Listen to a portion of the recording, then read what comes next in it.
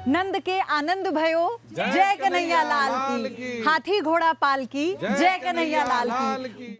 बहुत स्वागत है आप सभी का श्री कृष्ण भगवान के जन्मोत्सव में न्यूज नेशन के साथ, क्योंकि न्यूज नेशन ने भगवान के जन्म की तैयारी कर ली है, उनके पसंदीदा प्रसाद बनाकर तैयार कर लिए हैं और साथ ही उनके लिए साजो श्रृंगार भी तैयार कर लिया है। तो क्या आपने तैयारी कर ली है? अगर नहीं की है तो आप बिल्कुल मत चिंता कीजिए, क्योंकि आपके बाल गोपाल के लिए, आपके श्री कृष्ण भगवान के लिए हम आपके साथ हैं और हमारे साथ आप अपने भगवान के स्वागत के लिए, श्री कृष्ण के स्वागत के लिए तैयार हो जाइए। और जो पूजा पद्धति आज हम आपको बताने वाले हैं वो आपके लिए बहुत महत्वपूर्ण है। उनके श्रृंगार से लेकर पूजा की सामग्री तक, उनके प्रसाद से लेकर मंत्रोच्चार तक, सब कुछ आज आपको हम बताने वाले हैं। और मेरे साथ आपके लिए स्टूडियो में इस वक्त मौजूद हैं पंडित डॉक्टर राजकुमार शास्त्री जी। बहुत बहुत स्वागत है राजकुमार शास्त्री जी। आप प्रणाम।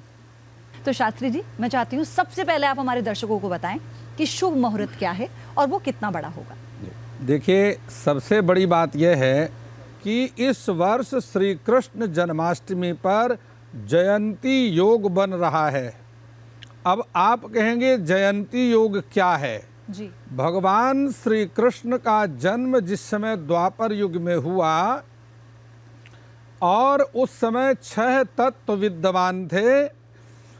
भाद्रपद का महीना था, कृष्ण पक्ष, अर्धरात्रि के समय, मध्यरात्रि के समय अष्टमी तिथि विद्यमान थी।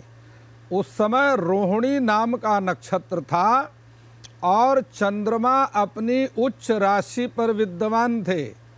सबसे बड़ी बात यह है, जिस प्रकार श्रीमद् भागवत जी में वर्णन है, भविष्य पुराण में वर्णन है, जिस समय द्वापर युग में भगवान श्री कृष्ण का जन्म हुआ जी। उस समय बुधवार का दिन था।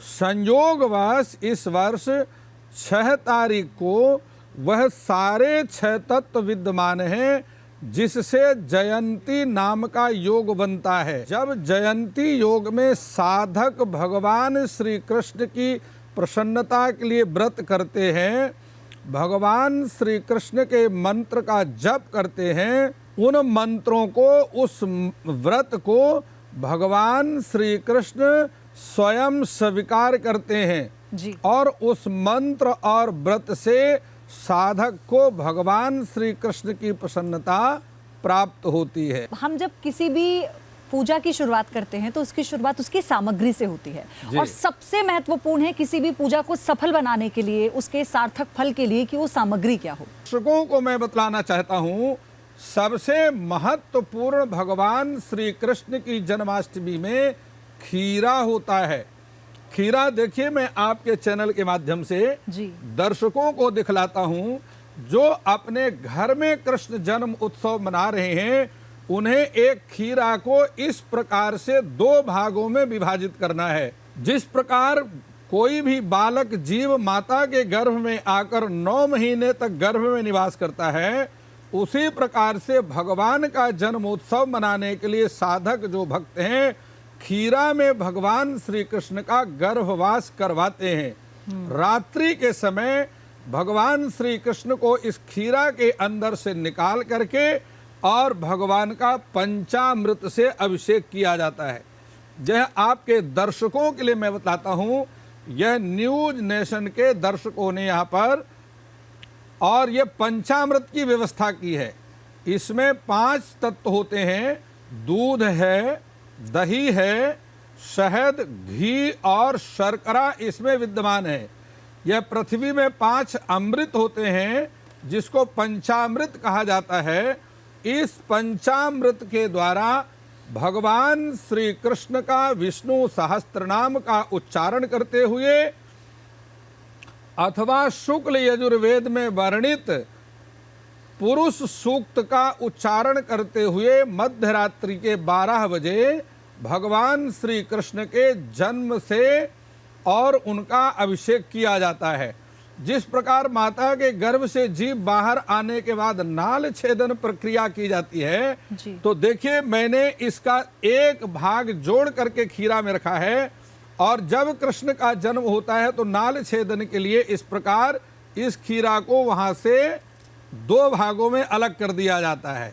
यह नाल छेदन की प्रक्रिया है।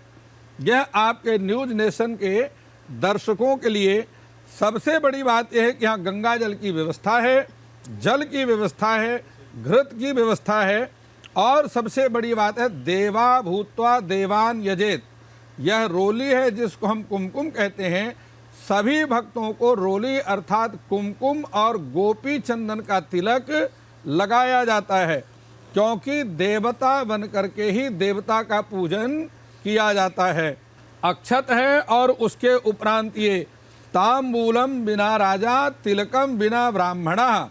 बिना तिलक के जिस प्रकार ब्राह्मण अशुभ माना जाता है, उसी प्रकार से पूजा की सिद्धि बिना तांबूल अर्थात पान के बिना नहीं होती। इसलिए तांबूल की व्यवस्था है जो कि पूजा का महत्वपूर्ण अंग है। धूप दीप इत्यादि की यहाँ सभी व्यवस्था है। सबसे बड़ी बात यह है पयोधी जी कि यह शंख है। शंख कई प्रकार के होते हैं, लेकिन इसमें दक्षिणावर्ती शंख जो कि दाहिने हाथ की तरफ से खुलता है, वामावर्ती शंख जो कि बाएं हाथ की तरफ से खुलता है, और मध्यमावर्ती शंख जो कि मध्य से खुलता है। यह भगवान श्री कृष्ण की पूजा का प्रमुख अंग है। इस शंख में ही पंचामृत भर करके भगवान श्री कृष्ण का अभिषेक साधक लोग करते हैं, और पूजा के अंत में भगवान का विधिवत जल इत्यादि से स्नान कराने के बाद भगवान श्री कृष्ण को मोर मुकुट अत्यंत प्रिय है। इसलिए यह वस्त्र धारण करने के बाद मोर मुकुट भगवान को धारण कराया जाता है, क्योंकि भगवान का जो शरीर है वह पंच तत्वों से नहीं बनता। हमारा प्रत्येक जीव का जो शरीर है वह वायु अनिल अर्थेदम भस्मांतम शरीरम। वायु अनिल अर्थ इत्यादि पंच तत्वों से बनता है, लेकिन भगवान का जो शरीर है, श्री विग्रह है, वह आनंद तत्व से बनता है। इसलिए ना उनकी मृत्यु होती है और ना ही कृष्ण का जन्म होता है। आइए मैं आप सभी न्यूज नेशन के दर्शकों के लिए पयोधी जी के साथ में और यहाँ बैठे हुए सभी भगवान के भक्तों के साथ में कर्मकांड की विधिवत पूजा का आरंभ करते हैं। ओम आचमनीयम हरे विष्णु माधवम पुंडरीकाक्ष पुनातुः। ओम केशवाय नमः। तिराचम्य 3 बार पी लीजिए। ओम केशवाय नमः, नारायणाय नमः, माधवाय नमः। हस्त प्रक्षाल्य ऋषिकेशाय गोविंदाय मधुसूदनाय नमः। ओम अपवित्रः पवित्रो वेत्सस्य वामदेव ऋषि विष्णुर्देवता गायत्री छंदः हृदि पवित्र करणे विनियोगः।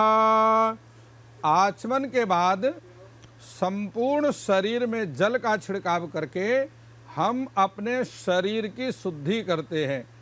ओम अपवित्रः पवित्रो वा सर्वावस्थांगतोऽपि वा यः स्मरेत् पुंडरीकाक्षं सावाह्यभ्यन्तरः शुचिः। पुंडरीकाक्ष पुनातुः पुंडरीकाक्षात् पुनातुः। पवित्रीकरण के उपरांत हम हाथ में यदि स्वर्ण मुद्रिका नहीं है तो कुशा की पवित्री धारण करते हैं। कुशा की पवित्री धारण करने के बाद स्वस्ति तिलक लगाते हैं और तिलक के बाद स्वस्ति वाचन मंत्रों से पूजन का आरंभ किया जाता है। इसमें गणेश स्मरण करके और भगवान गणपति के 12 नामों का उच्चारण करते हुए अन्य सभी देवताओं को जो कि सकारात्मक शक्तियां हमें प्रदान करते हैं उनका ध्यान किया जाता है। उसे हम स्वस्ति वाचन कहते हैं। ओम स्वस्ति नः इंद्रो वृधस्रवाः स्वस्ति नः पूषा विश्ववेदाः स्वस्ति नस्तार्क्ष्यो वारिष्ठनेमिः स्वस्ति नो बृहस्पतिर्दधातु। भगवान श्री कृष्ण के चरणों में अर्पण कर दीजिए। भगवान श्री कृष्ण का जन्म उत्सव मनाने के लिए सर्वप्रथम भगवान गौरी गणेश का पूजन किया जाता है। इसके बाद नवग्रहों का पूजन किया जाता है। उसके बाद चतुष्षष्ठी योगिनी, सप्तघृत मातृका, षोडश मातृका का पूजन करने के बाद पंचलोकपाल और 10 दिक्पालों का पूजन करके कलश के मध्य में सभी तीर्थों का और वरुण देवता का पूजन किया जाता है। पूजन को आरंभ करने से पहले संकल्प किया जाता है। संकल्प में अपने नाम और गोत्र का उच्चारण अवश्य करना चाहिए। ओम विष्णुर्विष्णुर्विष्णुः श्रीमद्भगवतो महापुरुषस्य विष्णोराज्ञा प्रवर्तमानस्य अद्य श्री ब्राह्मणो अन्यद्वितीये पारार्धे। देखिए, संकल्प को आरंभ करने से पहले 3 बार विष्णु विष्णु विष्णु ऐसा उच्चारण किया जाता है। उस समय मास का नाम लेना चाहिए। भाद्रपद मासे शुभे कृष्ण पक्षे अष्टमीयाम, विशेषतः श्री कृष्ण जन्माष्टमीयाम शुभ तिथौ अपने गोत्र का नाम उच्चारण किया जाता है। गोत्र उसे कहते हैं जिन ऋषियों की हम संतान हैं। हम सभी ऋषियों की संतान हैं, इसलिए हम अपने उस मूल ऋषि के नाम का उच्चारण करके उसको हम गोत्र कहते हैं। उसके बाद अपने नाम का उच्चारण किया जाता है और श्रुति स्मृति पुराणोक्त फल वाप्ति कामः धर्म अर्थ काम मोक्ष चतुर्विधि पुरुषार्थ सिद्ध्यर्थम भगवान श्री कृष्ण जन्माष्टमी व्रत कर्म, भगवान श्री कृष्ण जन्मोत्सव कर्म अहम करिष्यामि चा। इस प्रकार से यह संकल्प की पूर्ति होती है। पायाः पृथिव्यां पायोः देशो पायोः दिव्यांतरिक्षे पायोधाः पायस्वतीः प्रदेशाः सन्तु मह्यं मा। पयः स्नानं समर्पयामि। पयः स्नानान्ते पुनः शुद्ध जलं समर्पयामि। शुद्धबालः सर्वशुद्धबालो मणिबालस्त्वमाश्रितः शुद्ध जलं समर्पयामि। भगवते नमो भगवते वासुदेवाय। ओम नमो भगवते गोविंदाय। गंधाक्षत पुष्पाणि समर्पयामि। अब हम तुलसी दल भगवान का तुलसी अर्चन करेंगे। एक एक आप चढ़ाते रहेंगे। ओम तद विष्णु परमं पदं सदा पश्यन्ति सूर्यः दिवीव चक्षुरा तदं तद विप्रासो विपन्नवे जग्रवे गं समन्धन्ते विष्णोर्यत् परमं पदं सुगंधिवल्ली शतपत्र जाति सुवर्ण चंपादिकुलोद्भवानि ग्रहाण देवेश मयार्पिताति प्रभो हरे श्री तुलसी दलानि तुलसी दलम समर्पयामि भगवते गोविंदाय नमः। पूजा की संपूर्णता के लिए सबसे अंत में भगवान की आरती की जाती है और आरती करने के बाद धर्म अर्थ काम और मोक्ष की प्राप्ति के लिए भगवान की 4 परिक्रमा की जाती है और सबसे अंत में अपने अपराधों के लिए पूजा में हुई त्रुटियों के लिए क्षमा याचना की जाती है और अंत में भगवान को दंडवत प्रणाम किया जाता है। बहुत बहुत धन्यवाद आपका शास्त्री जी हमारे साथ जुड़ने के लिए और हमारे न्यूज़ नेशन के दर्शकों को पूरी पूजा पद्धति इतनी सरलता से विस्तार से बताने के लिए। तो फिर आखिर में यही बचता है कि कृष्ण जब जन्म ले लेते हैं और सज धज के आपके घर में विराजमान हो जाते हैं तो आप भी उन्हें ऐसे ही निहारते हैं जैसे इस वक्त हमारा पूरा स्टूडियो कृष्ण भक्ति में सराबोर हो चुका है। आप सभी को भी जन्माष्टमी की ढेरों शुभकामनाएं।